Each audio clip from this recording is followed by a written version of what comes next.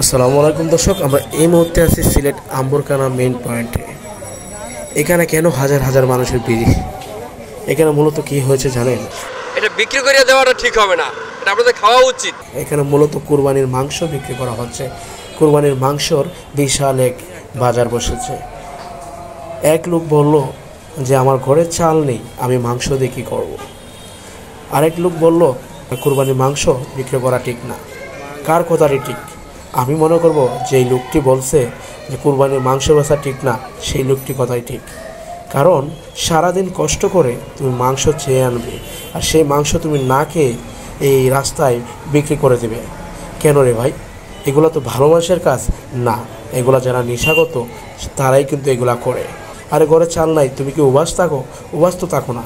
এই যে উবাস থাকলে তো তুমি এরকম ভালো থাকতে পারতা না। তুমি তো অনেক ভালো সুস্থ মানুষ, কেন তুমি বলো চাল নাই? তোমার কি হাত পাও নাই? তোমার তো হাত পাও আছে, তুমি তো প্রতিবন্ধী না, তুমি কাজ করো। এগুলো একটা পেশা, যারা নেশাগ্রস্ত মানুষ সেই কারণে কিন্তু মূলত নেশা করার জন্যই মাংস বিক্রি করে থাকে।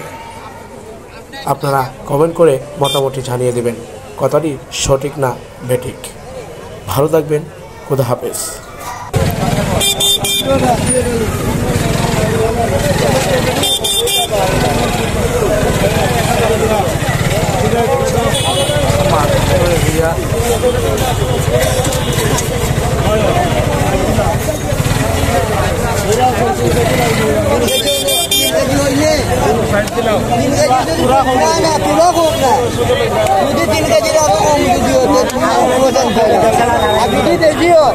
তোমার টাকা দিলে মাংস হ্যাঁ 3 কেজি